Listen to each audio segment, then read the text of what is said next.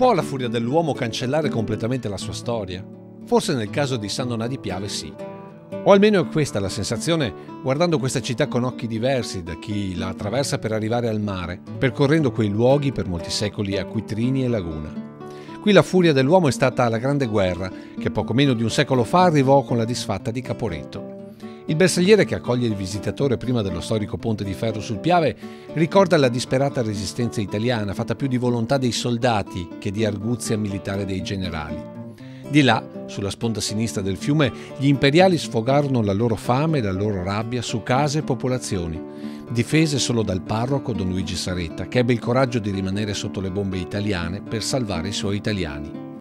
Per questo oggi San Donà può essere definita una città di mezzo, per la posizione lungo il Piave, dove lo sguardo può arrivare ai monti come spaziare verso la piana che porta all'Adriatico. È in quel punto dove anche l'acqua non sa dove andare. Con le maree arriva a risalire il corso, quasi volesse riconquistare il tempo trascorso nel defluire al mare. Città di mezzo nei palazzi e nelle case, dove il passato remoto non esiste più, se non in pochi frammenti ricomposti, come l'angelo simbolo dei Trevisan, i gestori secolari di queste terre, del potere del vescovo di Treviso, o in questa stele che li ricorda, segnata dei colpi della guerra. Il resto di San Donà è ricostruzione, con stili che si sono sovrapposti e continuano a sovrapporsi.